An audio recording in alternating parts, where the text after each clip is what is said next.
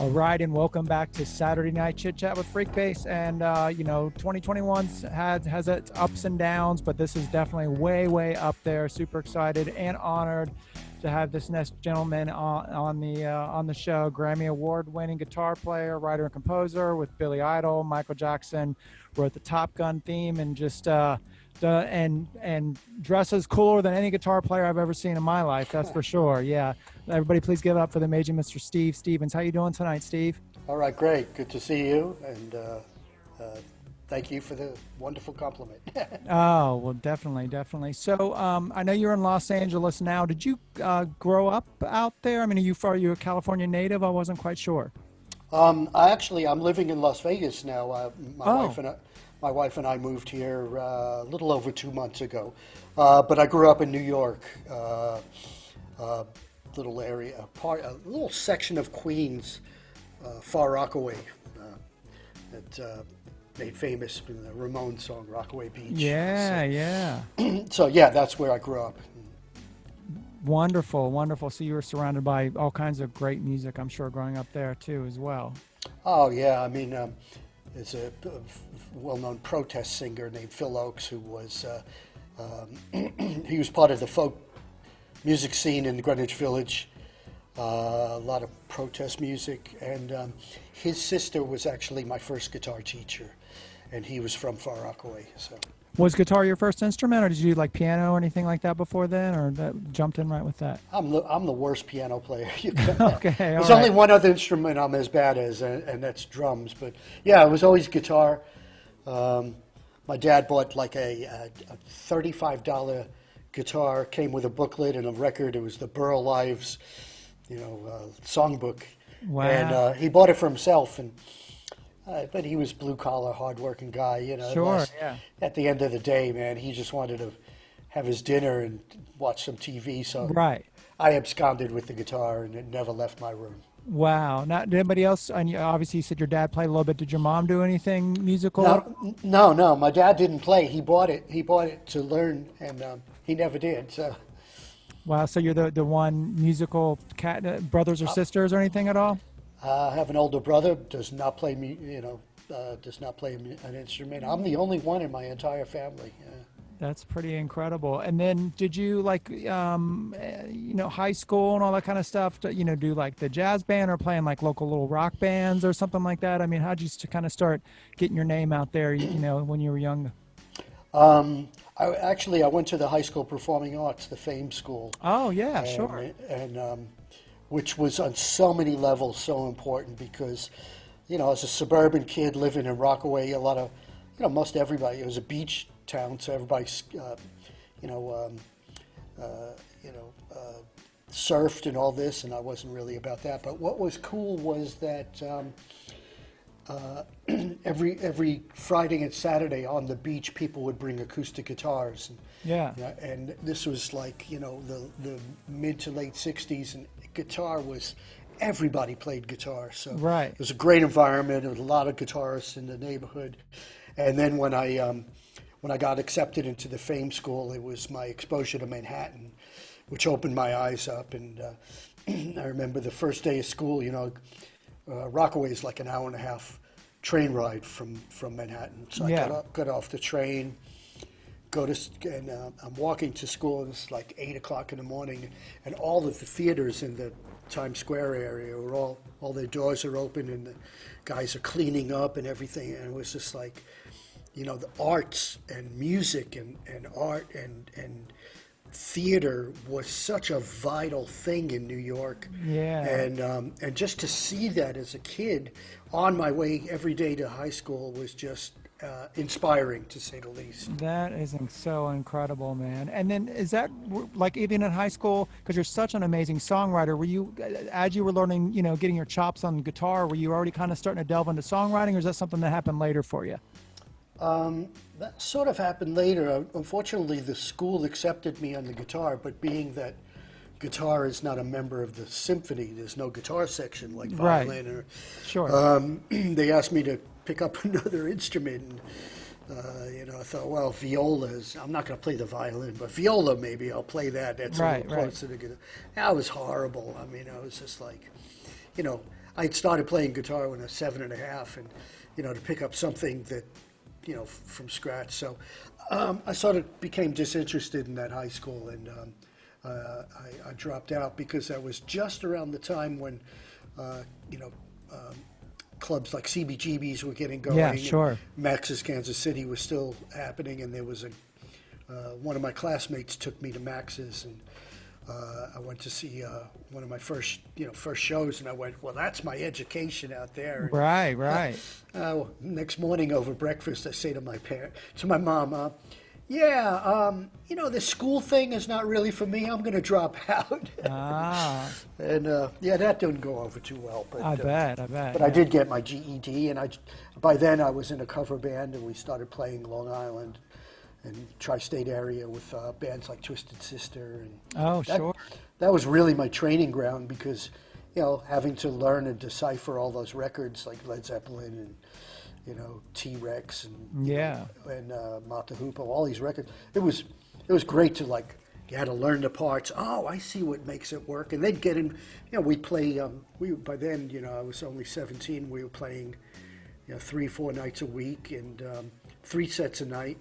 And I was, really honing my craft, and also playing in front of people and seeing what, how to entertain. Because, as a guitar player, it's not just, I grew up in the days of, Jimmy Page and Led Zeppelin and, Jimi Hendrix and all. These guys were like larger than life guitar figures. Sure.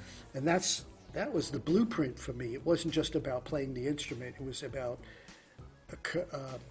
getting an emotion out of the audience and also being entertaining. Right, for sure. Yeah, awesome. And then did you guys start kind of like incorporating originals at that point, like along with some of the covers, or like, again, was that when you kind of started like, oh, this is how the songs are put together type thing, or was that still a little bit out? Well, we were mostly just a covers band, and there was a guy, and we were doing quite well, that was the problem for the cover bands at that time, because you could make a lot of money, and, right.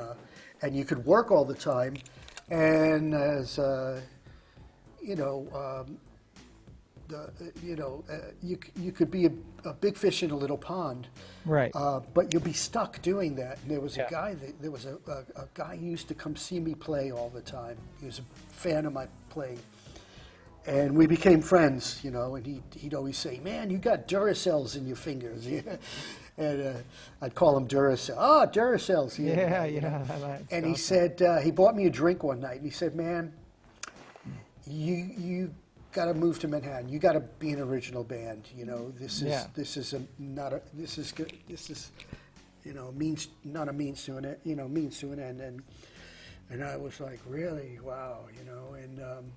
So I left the band, and I placed ads in the Village Voice, which was the local paper, and I eventually ended up in an original band, which led to management from Bill Aucoin, who managed Kiss. Of course. Consequentially managed Billy Idol and put us together. Wow, that's amazing. That's so amazing. And I'm sure, I know you get to ask this question all the time, but like, you and Billy have had such a long relationship, and it's almost kind of like the Elton John, Bernie Taupin thing in a way, with a different twist on it. Was it kind of, did you feel that kind of magic right from the beginning, or is this something that's kind of built up over the years? You know what I'm saying? What's the vibe on that? Well, it was, I needed to work with people I could learn from. I had really no recording experience, and here was a guy who had done 3 records with Generation X, knew how to make records, knew how to write songs, and was really, was like looking for a musical guitar partner. I think he understood that. That there's that blueprint of singer and guitar player, whether it's the Doors and or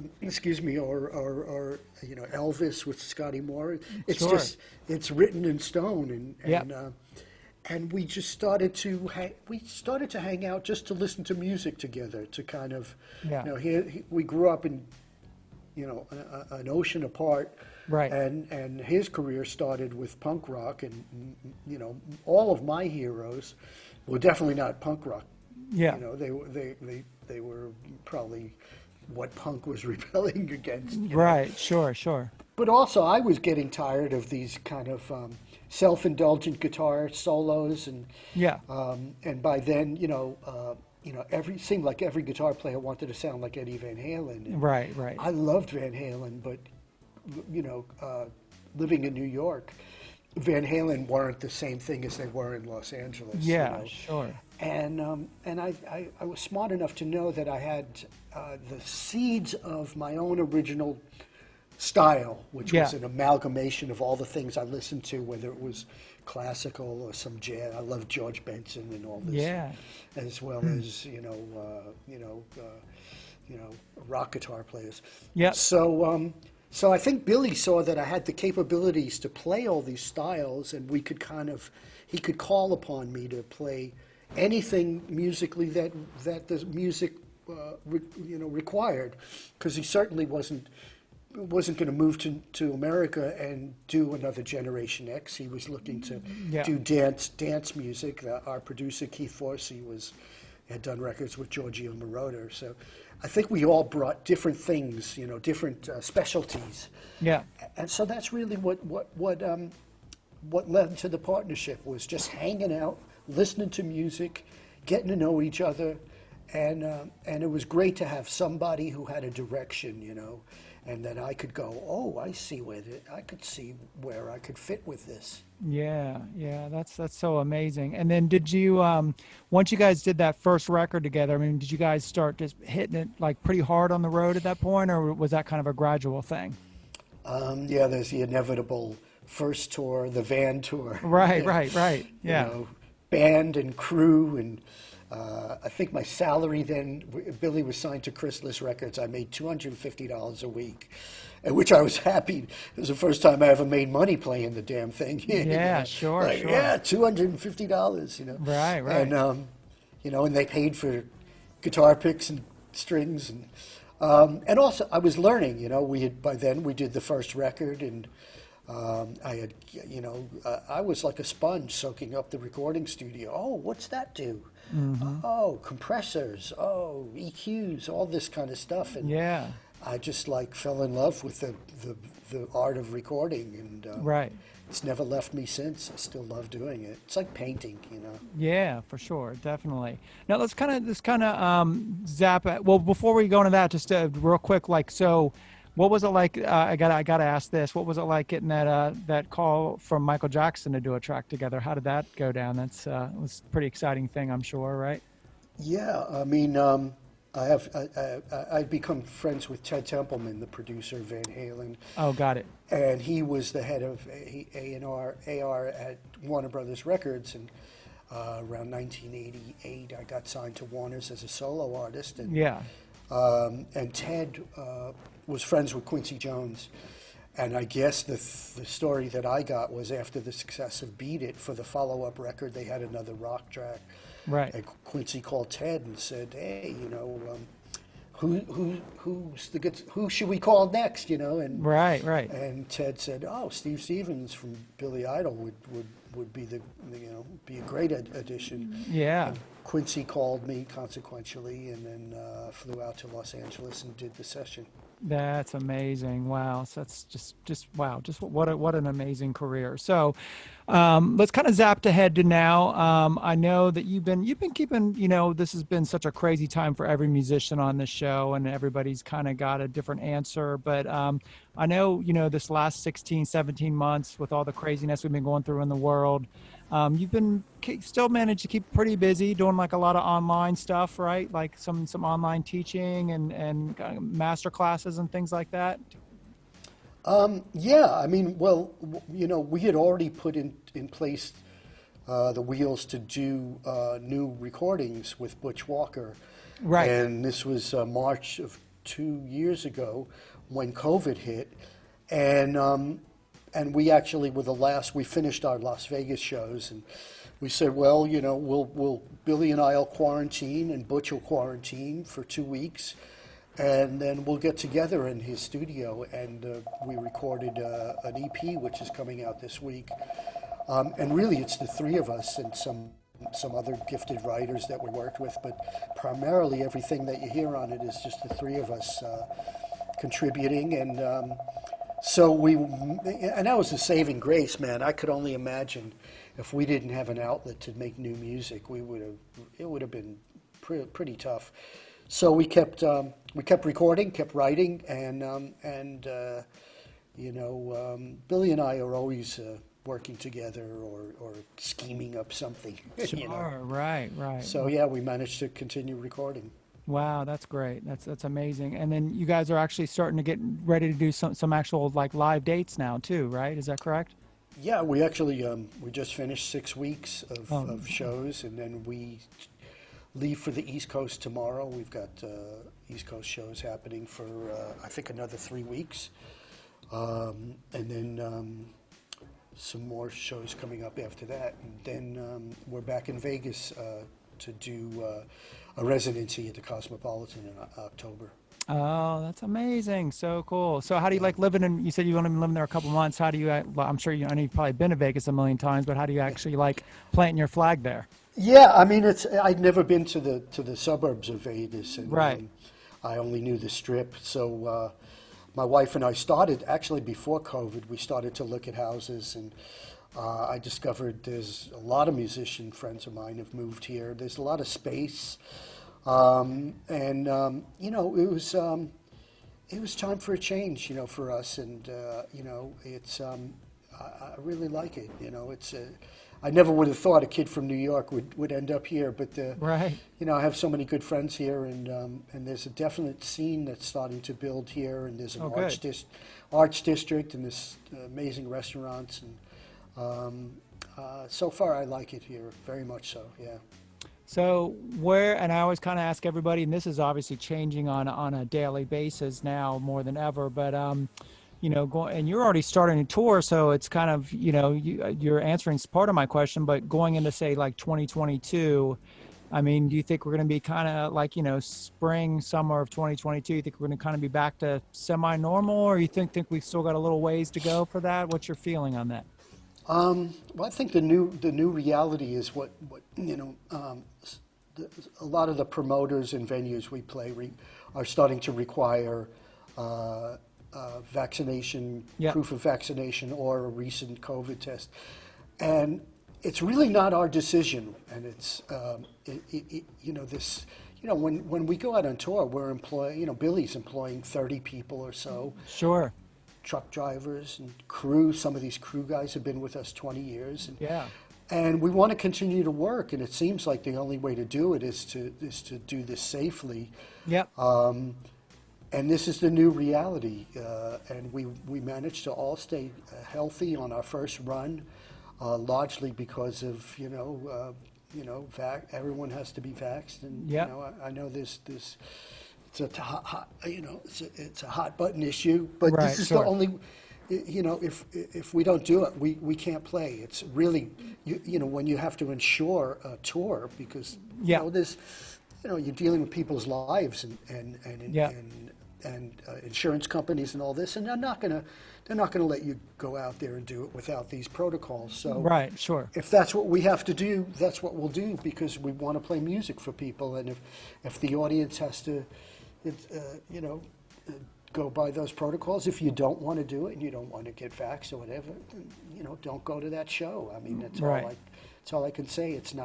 It's a personal decision. And right, of course. I have friends and family are on both sides of the equation, but this is the only way we're being allowed to do it safely. So that's okay with me right now. Good. And so far, knock on wood, everybody's, and band and crews has been staying healthy and everything. Absolutely, yeah. Oh, that's so great to hear. Yeah. That's so good. So, Steve, tell me just, I know you got a million and one things going on all the time, and which is so exciting. But, on top of touring over, say, the next 6 to 8 months, what other kind of things you kind of got on the docket for everybody that they can check out? Well, I'm sitting here in my studio, and I always get a what's up on my console at the moment is some instrumental stuff for a new Derek Sherinian record, and I love and dread those calls because it's so challenging, and he works with a lot of musicians who read and write. I don't. I mean, I can sort of make it out, but So he sends me tracks, and we contribute, and it's always like, oh, geez, you know, it's a real challenge to play some of the stuff, which is great for me because you know, it's good to keep your chops up and everything. So for the last 2 days, I've been shredding on some Derek Sherinian stuff, and you know, there's a couple other things that I'm working on, and you know, at some time when I come up for air after the next leg of the Billy Idol stuff, I'll start compiling stuff for another solo record. Wow, I can't wait to hear that. And when you do your solo albums, you do a combination of both instrumental and vocal songs, right? Like a combination of both, kind of. Yeah, I'm pretty adamant the next record will be with vocalists. It won't be an instrumental record. Got it. That's great. That's great. Well, man, I cannot thank you so much. I mean, I was so geeked when you answered me on the old magical Instagram. The social media world is a new world that we're living in, and appreciate everything that you're doing, and it's so great to hear someone. You're one of the I've been doing the show now almost since the beginning of the pandemic every week, and I've had all kinds of musicians on, and literally probably on one hand I can name the ones that have actually been out doing some touring. You know, if you starting to get, the longer the show goes on, it's starting to get more and more. Of course, myself, I mean, I was starting to do some shows in July, and it was starting to feel like everything's feeling normal again. And then all of a sudden August hit, and it seemed like it just did a total above face again. So I'm a little nervous about this winter, so because most of the stuff I've been doing is my outside festival stuff. So well, could you imagine this? I have my mom is, bless her, she's 95 years old now. Wow. Right? But I had always heard about the Spanish, what they called the Spanish flu, which was the virus in the 20s. And actually, my dad lost a sister that he never met. She was born before him. Oh, my goodness. That passed away from it. So I'd heard about this. But could you imagine us going through what we've been through for the last 2 years without the internet? I mean, just to be able to, I couldn't visit my mom for over a year, so I'd Zoom call with her and stay in touch, and same with some of my friends. And I'm really grateful to have connections like this. So when you reached out, it was just another extension of keeping in contact with people. So I was more than happy to do it. Oh, that's wonderful. And, I think a lot of, even after when things are totally normal, I mean, I think a lot of things are going to, obviously Zoom ain't going away anytime soon, no matter what, and so much of this, I've had so many people say that, especially people that not only do with a COVID thing, but that may be, maybe handicapped in some way. They can't go to a live show, that they have now more, because obviously live streaming has been getting better and better as things have been going. So they can go maybe see Steve Stevens play, even if they can't actually come to the show, Right. Well, that's what we did with the Rock and Roll Fantasy Camp. We had these online, not really lessons, but kind of, I don't know, guitar nerd meetups or whatever. I'm really not a very good teacher. I'm not. Sure. It's not my thing. But I can pass on wisdom, and I always tell people, it's all the mistakes that you make is what allows you to do it right the next time.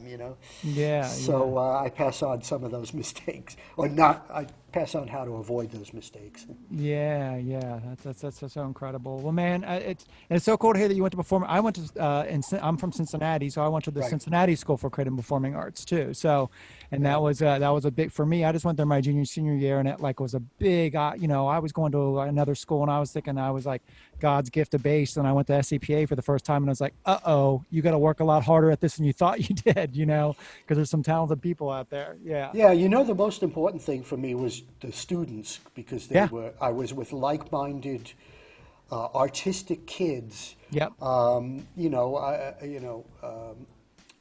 we didn't even have a gym class, you know. Right. We didn't even, they didn't even serve hot lunch there. They did, you know, it was, the building itself actually was built for maritime training, so the hallways were very narrow to get you used to being on a ship. Yeah. So there wasn't very many kids in the school, but the kids were all artistic. I went to school with, who's the girl that did My Name is Luca? Suzanne Vega, right? Yeah, right. I went to school with her, as well as there was a flamenco guitarist named Mario Escudero. So all these kids that I met, we all were kind of misfits and we wouldn't fit into a regular high school. Right. So it was, it was just great to be exposed with other kids who were, you know, thinking out of the box. Yes, definitely, for sure, definitely. Well, you are definitely one of the most, incredible out-of-the-box guitar players we've ever seen, and just everything about, what you do. It's again, it's like I always, when I think of you, and this is, I'm not saying it's just because you're on the show, but it's like, yeah, of course, everybody knows you as a guitar player, but I'm always, songs are my thing that I geek out on. As the longer I play music, I mean, I love doing all the fancy stuff on bass, but it's that song, as I'm sure you know, that's the magic. And, when someone can tap into that in a way that you have, it's pretty special. So, I mean, once you get to the level where you're on some of these festival shows and there's 20 bands or 25 bands on it, it's the bands that have those songs that end up being the what everyone talks about. It's the, they'll go, the guitar player is really good, but it's really when you get that whole audience, when you're, 20,000, 30,000 people all singing along, and in the case of Billy Idol, some of these songs have been in people's lives, and they mean something way beyond what we've even thought of. So. It takes on an emotional element as well. Yeah, I saw I don't know if you saw the Tina Turner documentary that came out about 3 or 4 months ago and on HBO, and it was so amazing. She was playing, she was still doing cool gigs, playing, more like theaters and all that kind of stuff. But that one song, what song, what's love got to do with it? I mean, that went from playing theaters to doing college within like months, just because of a freaking song. You know what I mean? It's amazing, Well, I learned an important thing later in my career. I played down in South America with a band at the time. It was called Rock and Roll All Stars, and it was put together by Matt Sorum, and we had Gene Simmons and Sebastian Bach, and all these amazing musicians on it. But in South America, the audience will sing your guitar solo. Right? Wow. Now, if it's like, we played Rebel Yell, and they're singing the solo because there's melody in it.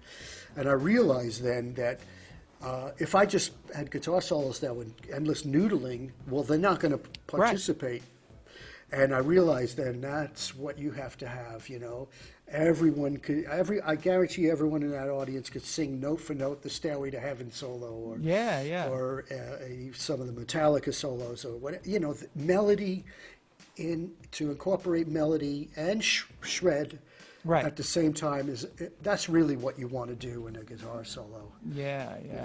Wow, that's great. Well, you definitely have done that, and I try. No, it's incredible. Well, Steve, thank you so much, and congratulations on your new home in Vegas. It sounds great, and you have so many things going on, and anybody watching the show, just I'm going to link a bunch of this stuff, or you can go check out Steve and what he's up to, and just stay safe out there on the road, and maybe hopefully one day I'll be able to shove a microphone in your place in person instead of this virtual version of it. Yeah. Let's plan on it. All right, brother. All right, take care. We'll see you soon. Okay, thank you. Bye-bye.